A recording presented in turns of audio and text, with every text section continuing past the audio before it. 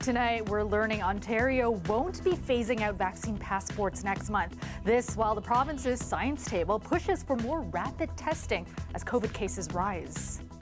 I would hope, that in the future we will use this tool just more often than happened in the past. What experts are recommending when it comes to rapid COVID tests and the new rules the Ford government is set to announce tomorrow surrounding proof of vaccination. Plus, the reaction, really, it should be surprised, but it's not.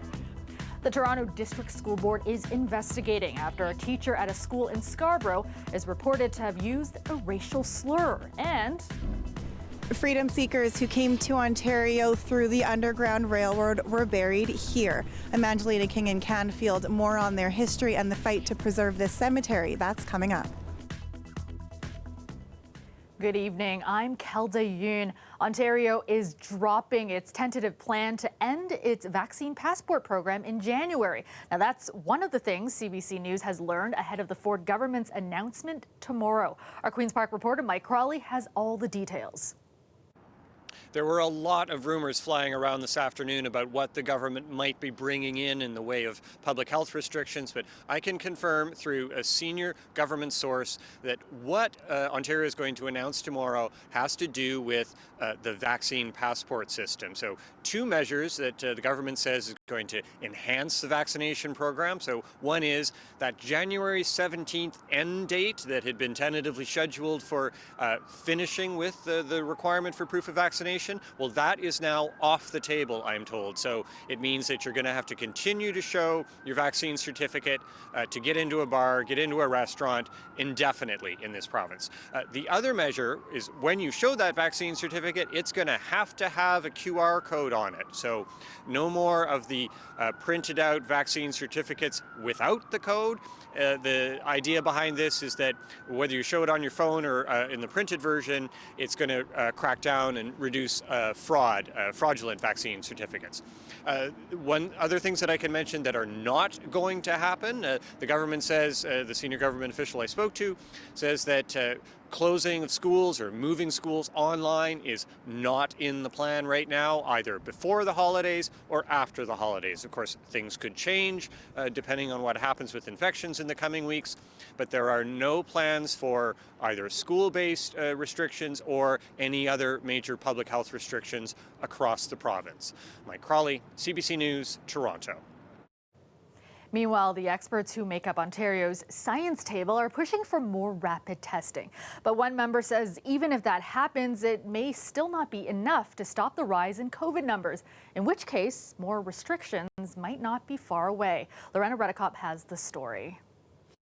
The science table says rapid tests should be more available, including in elementary schools and workplaces. That's from its latest brief published today. I would hope, that in the future we will use this tool just more often than happened in the past. It recommends rapid tests 2 to 3 times a week in elementary schools in areas with at least 250 cases per million people a day.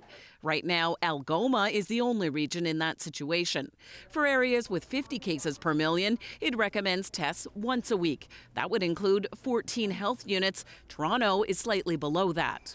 That's as people are preparing for the holidays, some wondering about testing before a family gathering, something not looked at in this paper.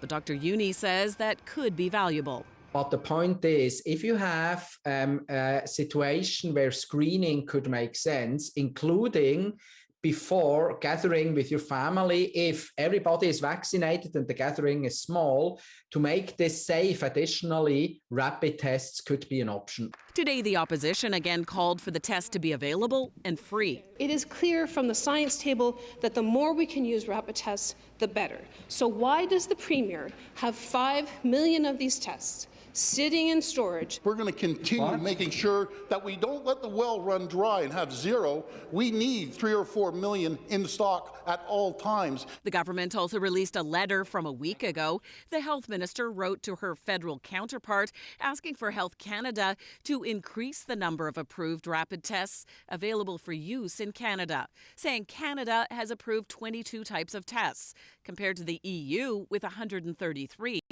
and that the potential for future shortages could be mitigated by having a wide array of rapid tests approved. all as cases have been rising. Today at almost 1,300. In the past month, hospitalizations are also up. With cases of the Omicron variant increasing, Dr. Uni feels more restrictions are needed. We need to face the music again, that probably capacity limits will need to be imposed in places such as restaurants. And we need to really tread carefully during Christmas and don't attend or organize any large gathering. Tomorrow, we'll hear from the chief medical officer who postponed his briefing scheduled for today. Lorenda Redekop, CBC News, Toronto. Toronto Raptors president Masai Ujiri has tested positive for COVID-19. In a statement, Ujiri says he tested positive after his Giants of Africa organization hosted an event on Sunday. Afterwards, Ujiri says he learned that some of the guests had tested positive for the virus, and subsequently, so did he. He says the event complied with all public health guidelines. Ujiri is double vaccinated and received a booster shot. Earlier today, the Raptors canceled their practice for precautionary reasons. They are scheduled to host the New York Knicks tomorrow. The Toronto District School Board is investigating after reports that a teacher at Sir Wilfrid Laurier Collegiate Institute in Scarborough used an anti-Black racial slur. The TDSB says it appears to have happened during a conversation with students about racism. Dale Manukduk has more. On November 25th, Sir Wilfrid Laurier Collegiate Institute in Scarborough says it was made aware of an incident of anti-Black racism that occurred a few days prior. In a letter sent home with students, the school said a racist slur was reportedly used by a staff member. A spokesperson for the TDSB says the allegations are being taken seriously and an investigation is ongoing. For anti-racism advocates, it's unsurprising.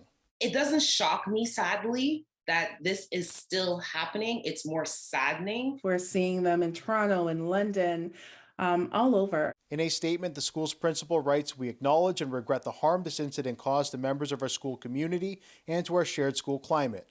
We are committed to providing a safe and positive learning environment for all students." The board says the teacher has been on home assignment since November 30th. Carrie Daniel is the co-founder of the group Parents of Black Children. I equate it to what we see with policing. It's too easy. It's too comfortable. And it doesn't match the harm that has been caused. In addition to placing the teacher on paid leave, the school says it's also offering supports to students. It's a similar response to a recent incident at Parkdale Collegiate where a teacher showed up to school and taught class in blackface before Halloween. Kim Niles is the founder of a program that helps support Black youth in overcoming systemic barriers. I think we're solving the problem backwards. I believe that the frontline workers and anybody that you have dealing with students, the public, their value system needs to be examined. What we're concerned with is ensuring that educators who are expressing hate within the classroom, who are expressing racism, which is violence, are held accountable. Advocates say they want all incidents to be reported to the Ontario College of Teachers. Dale Manukduk, CBC News, Toronto. A strike by waste collectors in Peel is over. The region putting out a statement today saying the dispute with Mterra Environmental and its employees has been resolved. Mterra's union voting today to accept the most recent contract offer.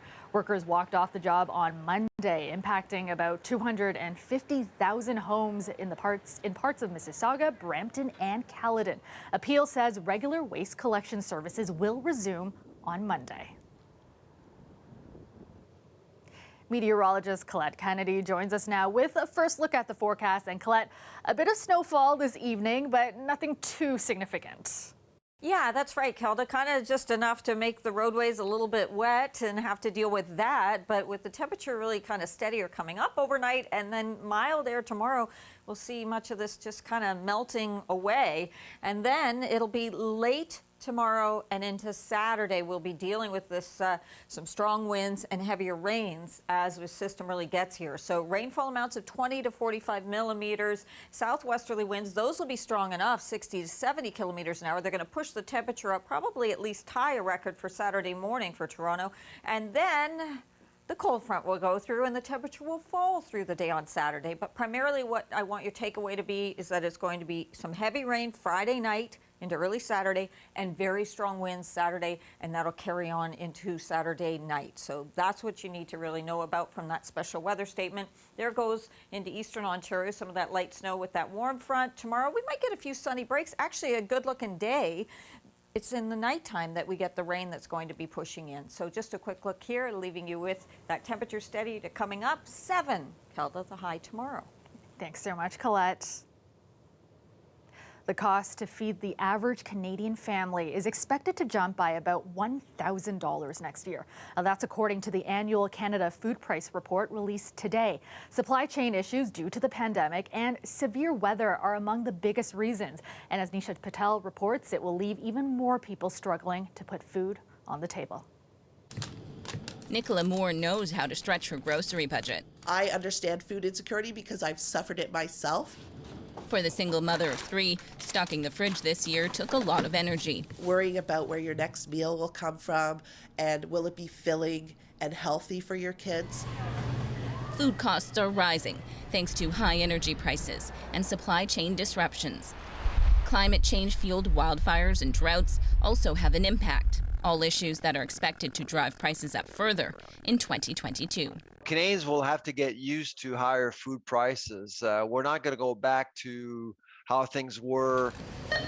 Facing sticker shock, more shoppers are looking for sales and are cutting back on pricier products. You're going to make different decisions both at the grocery store and at the restaurant.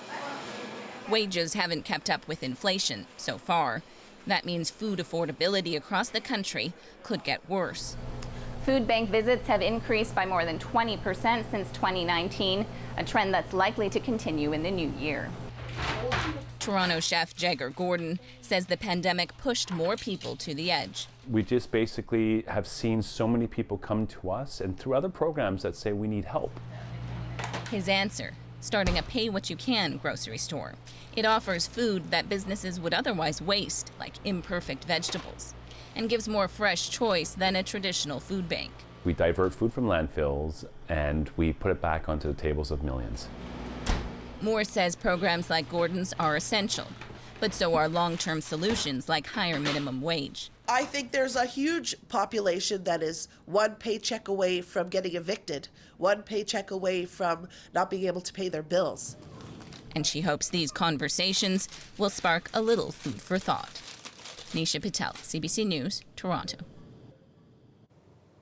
The final resting place for some Black settlers who fled slavery and found freedom in Ontario is being restored. Work to rehabilitate the Street Barn Cemetery southeast of Hamilton may not have happened had it not been for the efforts of volunteers, some of whom have deep ties to the gravesite. Angelina King has this story.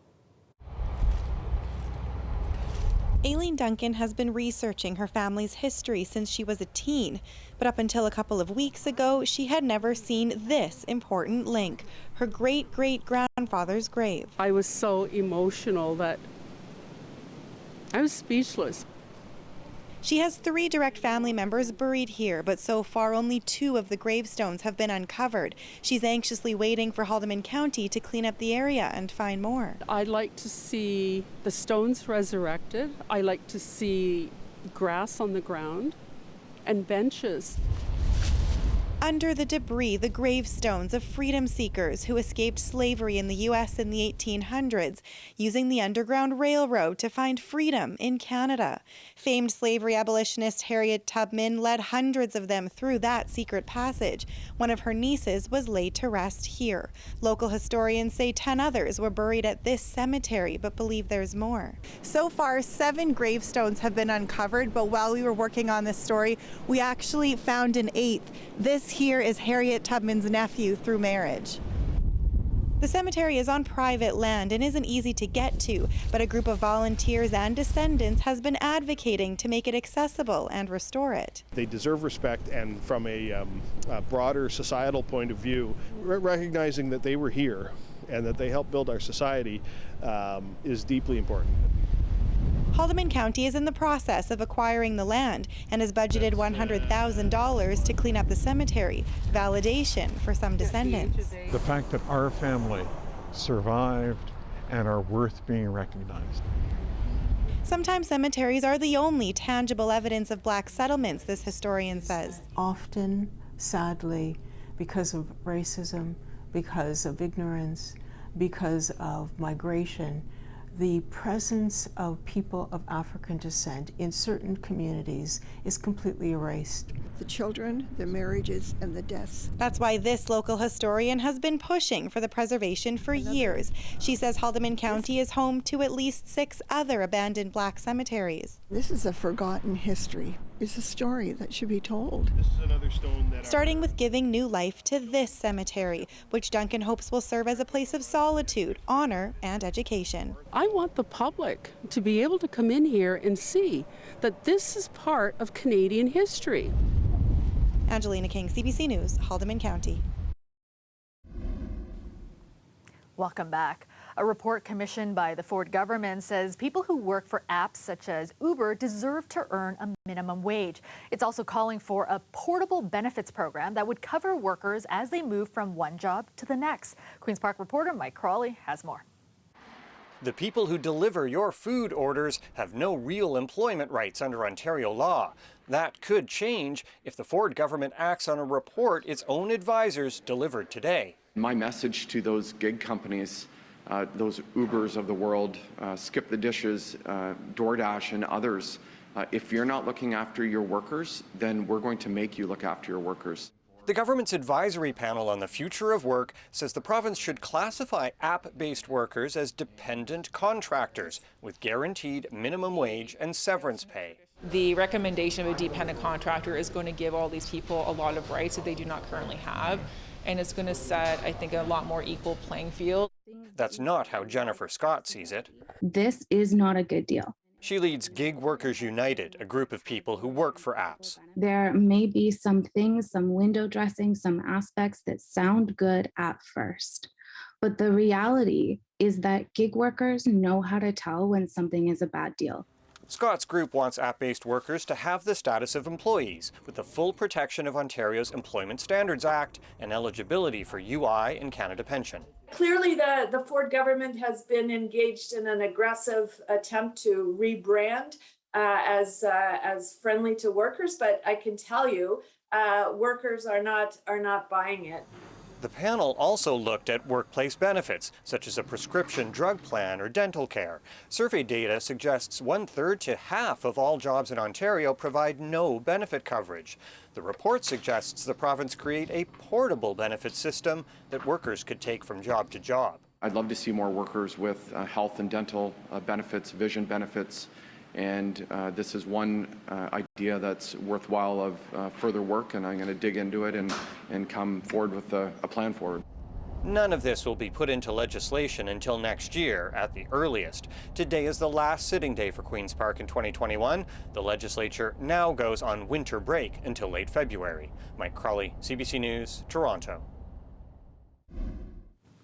The company behind these pink food delivery robots will temporarily pull the devices off Toronto's streets as the city considers whether it should ban them from sidewalks. The ban was put forward by the Toronto Accessibility Advisory Committee, which felt the robots were hazards for people with low mobility or vision. Tiny Mile, which created a series of pink heart-eyed robots named Jeffrey, says it wants to collaborate with authorities and the community to make them safer. Toronto City Council will vote on the issue next week. And you're looking at a live shot of the Toronto skyline, cloudy with light snow tonight. Temperatures, though, milder than the last few nights, currently sitting at the freezing mark. Let's go back to Colette now with a look at your extended forecast. And Colette, temperatures are on their way up and it will be dry at least during the daytime tomorrow. Yeah, and that's really important, Kelda, is that we do have, as I was showing you earlier in the show, the special weather statement. That's for Friday night and Saturday. But until we get there, during the day tomorrow, some pleasant conditions, maybe not as much sun as you might like, just some sunny breaks, but mild. And then those temperatures spiking, likely going to at least tie a record Saturday morning, 14 degrees for Toronto. And then we'll find the winds are going to push that temperature down. So the winds and the rain, the reason for the special weather statement. So look at what's going on here, a lot to kind of take you through. So Tomorrow, like I say, during the day, we'll be into drier conditions. The light snow that we've been seeing, that's actually going to be melting away. Now, it's not even until evening this pushes into southwestern Ontario, and then overnight through Toronto, it begins pulling away the southwesterly winds. So, yeah, we get those temperatures spiking, but it's early Saturday, and it comes with wet weather and windy conditions. And so gusts to 70 kilometers an hour. And then the winds turn towards the northwest. We'll see some lake effects setting up, and those winds even stronger. So there is the risk of getting into some power outages, know about that, and also much more difficult for high-profile vehicles to be driving. So watch what happens with these winds. This is starting off Friday evening as the system comes in, getting stronger here in southwestern Ontario through the Niagara region, still not so bad. And then Saturday, as the day wears on, they get stronger all the way through into eastern Ontario, even around Georgian Bay. Some really significant winds we'll be seeing. Rainfall amounts, now the special weather statement is for over 40 millimeters possible, but it looks like we'll be more in that 20 to 30, 35 millimeters for Windsor. So that temperature, yeah, I know it's been kind of fluctuating, but coming up towards morning, nice day tomorrow during the day, and then nighttime, everything changes. Temperatures also steady or rising here around the Golden Horseshoe. Look at this. These readings are 5 degrees or more above seasonal, and then Saturday, that would be a tie for the record for Pearson. Wow, thanks so much.